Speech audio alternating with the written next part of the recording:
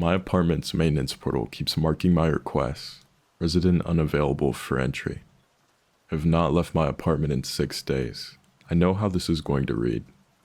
I've typed this out like 4 different ways already, deleted 3 of them, and I keep landing back here, so I guess this is the version you're getting.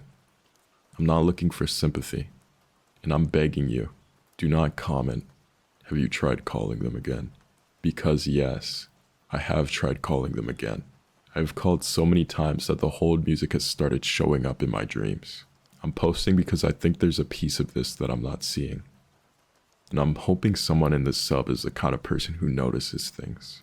Because clearly I am not. So, here's the whole thing. Start to now. It started with a fly. One fly on the rim of a glass I just filled at my own kitchen sink. Water still cold enough to wring the glass. It was just sitting there on the rim, rubbing its little front legs together, perched in the exact spot where my mouth was about to go. I remember it with total clarity, even better than I remember what I had for dinner 2 nights ago. I dumped the water, washed the glass, got a different one. Because once a glass has had a house guest like that, how can you trust it?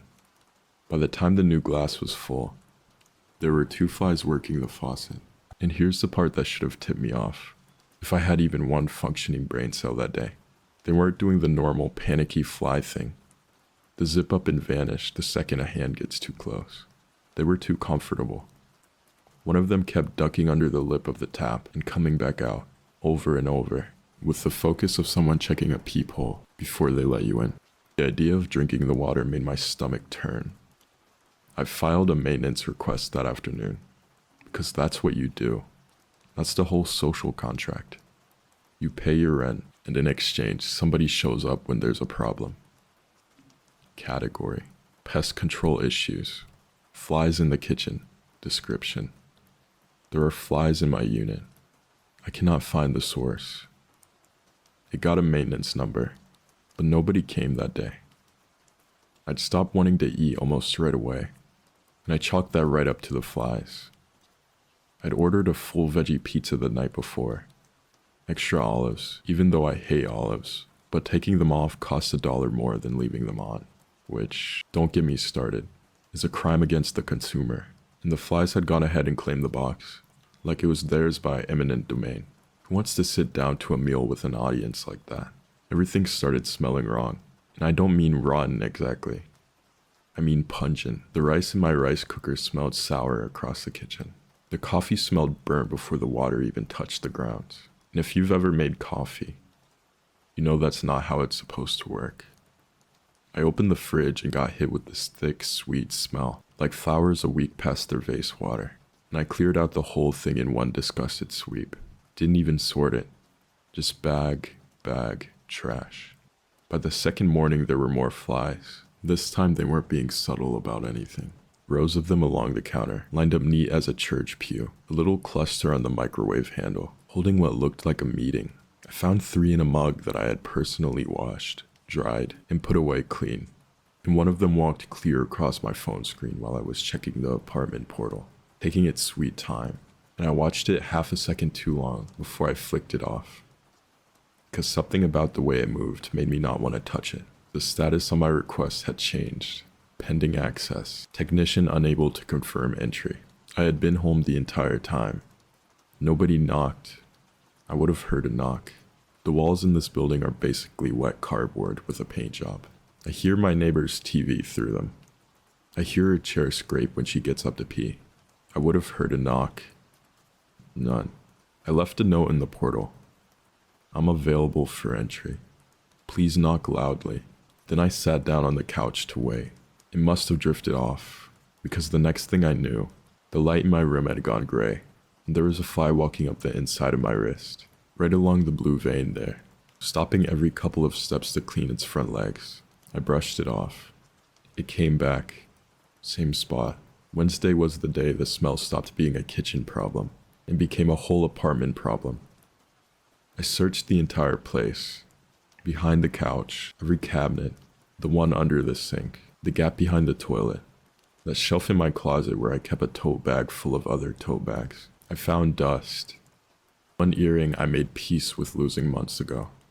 A single piece of pasta, fossilized. Origin unknown, possibly older than my lease. I didn't find anything dead.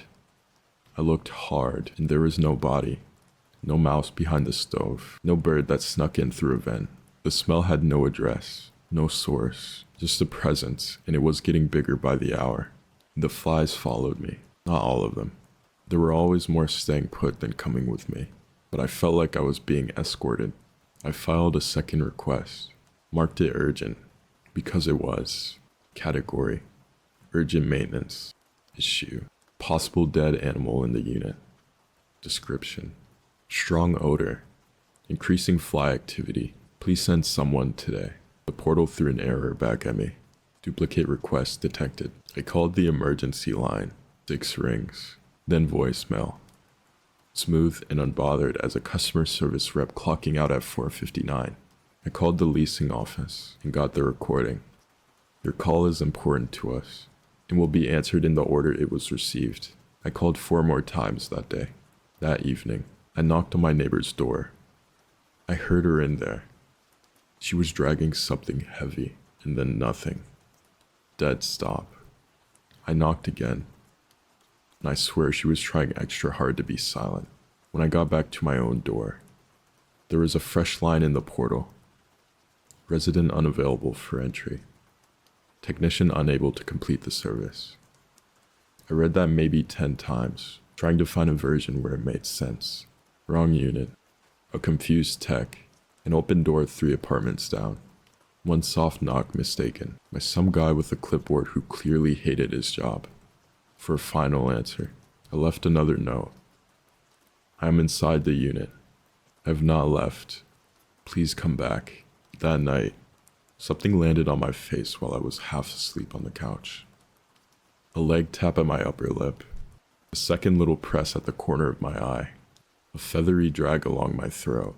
A light little press at the corner of my eye, and I came up swinging at nothing. In the bathroom mirror, my own face looked like it belonged to someone who'd had the actual worst week of her life. A bruise along my cheekbone. I had zero memory of getting, and when I pressed it out of morbid curiosity the way you poke a bruise even though you know better, it didn't hurt the way it should have. It didn't hurt at all. Honestly, it really must have been the lighting in the bathroom. The lighting's been bad since the day I moved in. Bad light explains a lot. It did not explain what happened next. Something moved behind my right nostril. I stood there at the sink and waited for it to stop being a thing that was happening. The way you wait out a cramp during the middle of the night, white-knuckled and praying to nobody in particular. And instead it kept on happening. Then a fly came out. It was the color of nothing. It dragged itself along my upper lip before I flicked it down into the sink, where it sat there trembling, wings still folded flat and see-through. I filed another request. It took 3 tries because of my shaking hands. Category: emergency. Issue: health hazard.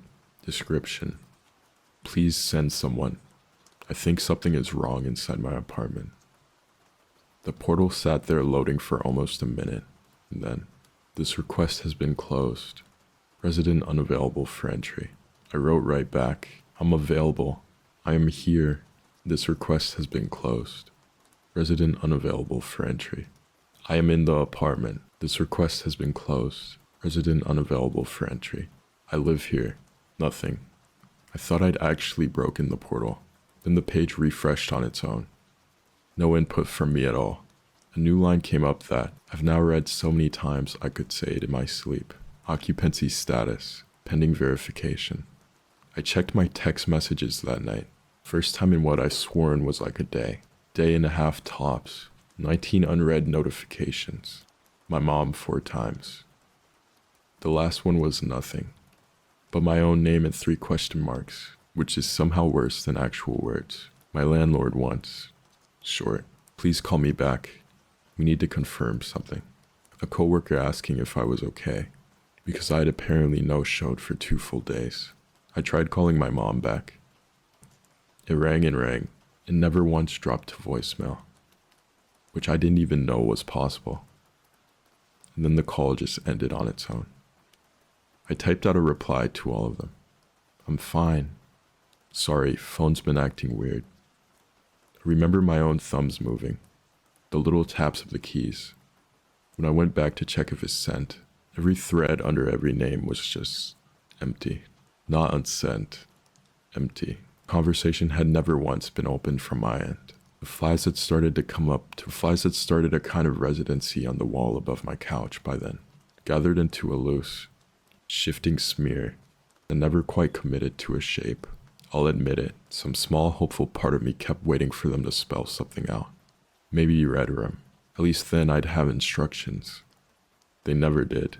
They just sat there being a stain with wings. And that was worse than if they'd left me a note. Tonight there were voices in the hallway below mine. Heavy footsteps, a radio cutting in and out, static, then a voice, then static. Someone said a unit number, and it took me half a second longer than it should have to realize the number was mine. I stood up too fast and had to grab the wall. The room tipped, then righted itself slow, like water finding its level. The smell was everywhere now, sweet and thick. I'd stopped really smelling it days back. I only knew it was bad by the way the air seemed to bend in front of it, the way blacktop shimmers in August. The voices stopped right outside my door. A man knocked and said, "Police department. Maintenance is with us. We're coming in." I tried to answer him. I really did. I opened my mouth to say I'm here. I've been here the whole time. I have the request numbers. I have every note I left. I did everything a person is supposed to. And what came out was not that, wasn't anywhere close. A dry click in my throat, that's all. Then every fly in the apartment lifted off the wall, and the sink, and the couch cushions all at once. The bedroom door was shut. I don't really go in there anymore, to be honest. I've been on the couch, though don't ask me when. I genuinely couldn't tell you. The flies were coming out from underneath the bedroom door in a thick, steady stream. They kept forcing themselves through the gap. The front door opened behind me. Somebody made a sound like they'd been hit in the stomach. The bedroom door swung open. On its own or somebody opened it. I honestly cannot tell you which. And there was a shape on the floor by the bed that I have been staring at for what felt like a really long time. One of the officers said, "How long has she been here?" I genuinely cannot understand why he's asking about whatever's on the floor instead of just asking me, since I am standing right here, since I've been right here the entire 6 days. I opened my mouth again to finally lay the whole thing out. The requests, the dates, every note, every duplicate request error, the whole sorry record of it. But flies kept pouring out. I don't know why nobody will look at me when I talk. Why is nobody talking to me?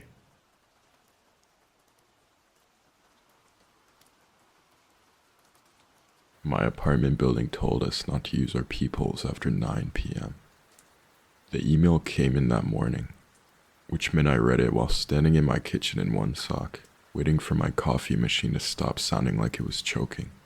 The subject line was, "Important resident safety notice." That usually meant the elevator was broken again, or someone had left chicken bones in the laundry room sink, or the landlord had discovered a new way to blame us for the mold. But this one was different. Dear residents, until further notice, please do not use your door viewer peephole after 9 p.m. If someone knocks after this time, please call the front desk. Do not visually confirm through the peephole. Thank you. The Marwick Residences. I sent a screenshot to Natalie. She replied, "Girl, what kind of Scooby-Doo-ass building do you live in? The Marwick is old in the way landlords call historic, when in reality, they just want to charge more. My hallway smells like dust, carpet cleaner, and something that might have been canned soup in 1987. The elevator makes a sound like it's remembering a traumatic event every time it reaches the 4th floor, if it ever makes it there. So honestly, the peephole thing barely made top 5. I live alone in 6C. It's my first apartment after college. 1 pan, 2 mugs, couch from Facebook Marketplace. Mattress on an actual bed frame. My front door faces a long beige hallway with 5 other units, and a framed sailboat print that has been crooked ever since I moved in. Through the peephole, the hallway bends into a little fisheye world. Carpet, elevator, sailboat, the occasional neighbor holding takeout. I use the peephole constantly. Everyone does, right? You hear a knock, you look. That is what the peephole is for. At 9:42 that night, someone knocked. 3 taps, soft. It didn't sound like a delivery knock, nor a friendly knock. Not even a maintenance knock. 3 carefully spaced out taps. I was on the couch eating cereal out of a measuring cup because my bowls were dirty. I paused my show and walked to the door with my spoon still in hand. Then I remembered the email. For a second, I actually laughed. The idea of standing inside my own apartment and being afraid of the peephole felt really silly, like being warned not to look into a mirror after midnight. Another knock, 3 taps. I said, "Who is it?" No answer.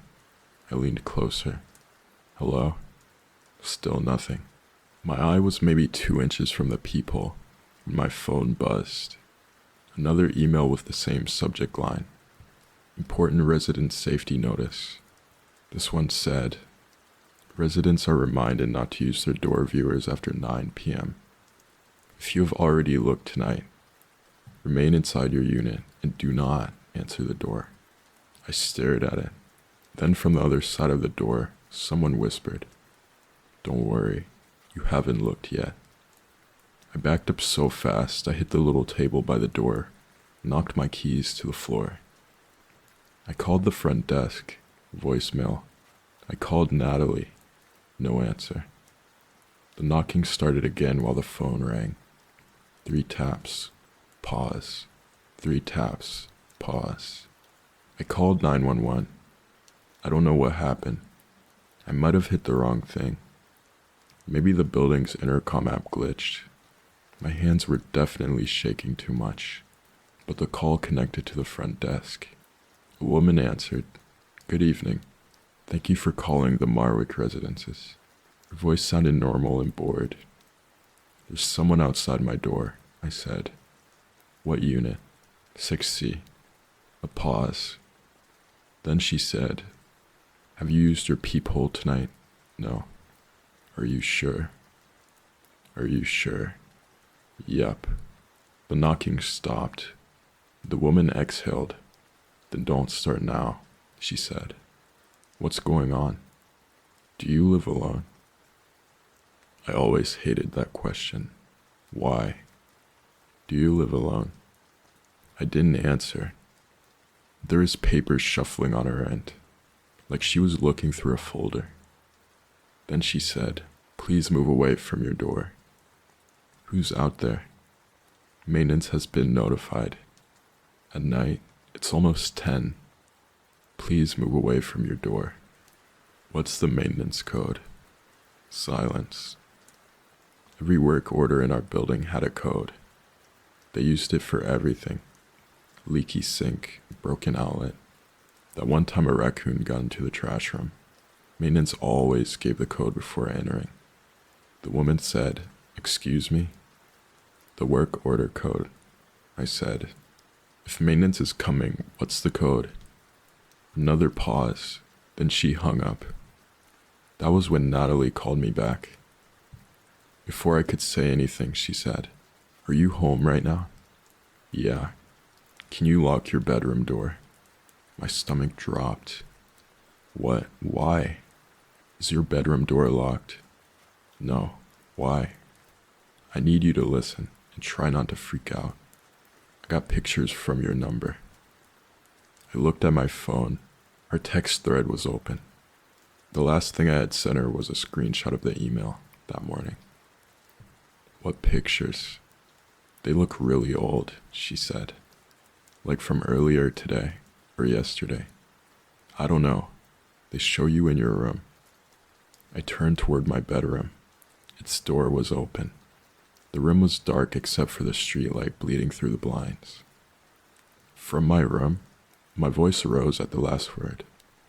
"I know," she said. My phone buzzed. A picture came through.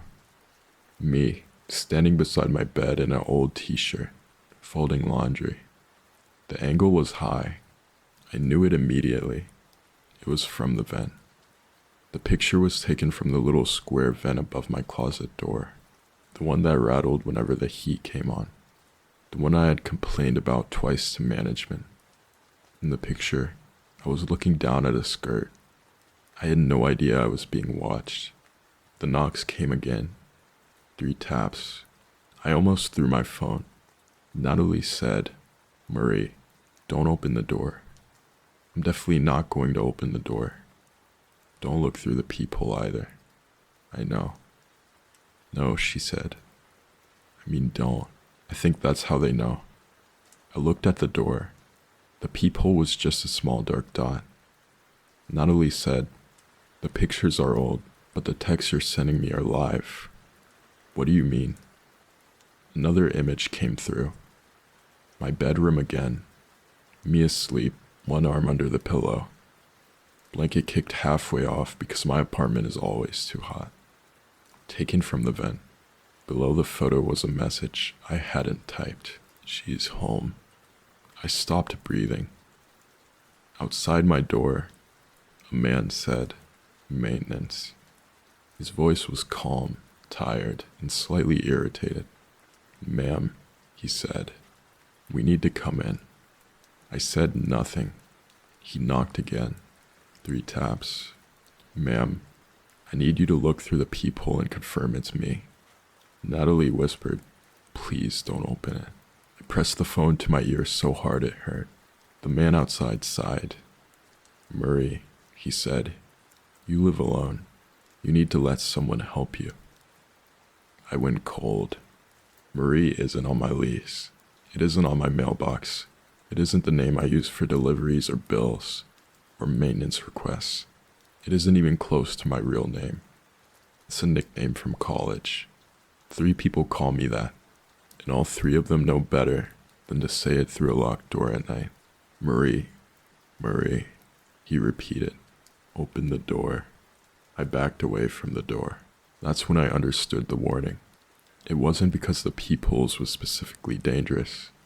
It was because if you looked through it, whoever was outside could see the light change, or the shadow of your eye, or whatever tiny movement told them someone was standing on the other side.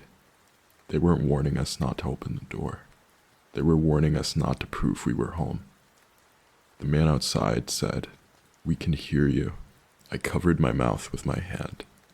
Another man spoke from farther down the hall. "Is she looking?"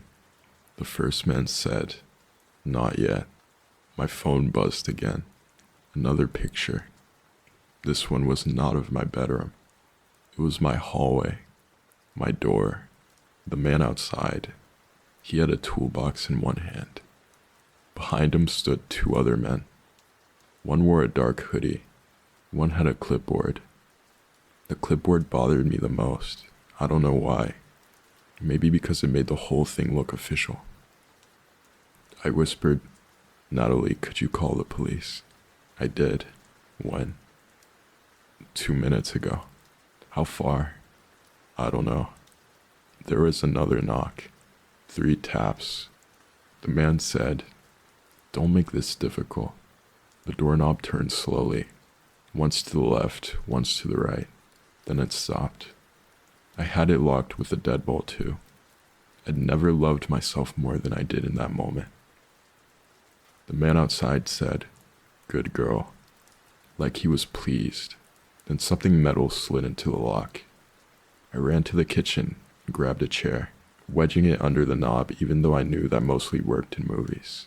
Then I dragged the little table over, then my laundry basket, then the broken floor lamp I kept meaning to throw away. The man outside said, "Murray." I didn't answer. "I know you're scared." I stayed quiet. "That's okay," he said. "Women get scared." My skin went cold. Then he said, "You should have just looked when we knocked." The lock clicked, not all the way, just enough. Natalie was crying now. "Murray, get out the window." I'm on the 6th floor. Fire escape? Other side of the building. Bedroom window? No. I looked toward my bedroom. The vent above the closet was dark. I had never noticed how much it looked like a mouth. My phone buzzed again. Another picture. This one showed my bedroom from the vent. Empty bed, open door. And at the very bottom of the frame, just visible in the hallway mirror, the reflection of a man standing inside my apartment. I turned around. No one. Nothing. Only the hallway. Only the bedroom door. Only the vent. The man outside laughed softly. Then he said through the door, "Check the closet." I am not checking the closet. I'm sitting with my back against the kitchen cabinets, typing this with one hand while holding a knife in the other. My hand is shaking so bad that I keep hitting the wrong letters. The police are coming, I think. Natalie is still on the phone, I think. The men in the hallway have stopped knocking. A few minutes ago, something small slid under my door. A photograph. Not digital this time, but printed. I haven't touched it, but I can see it from here. It's a picture of me sitting exactly where I am now, back against the cabinets, phone in one hand, knife in the other. The angle is from above, from the kitchen vent. I picked it up. On the back, written in black marker, are 6 words. You locked him in with you.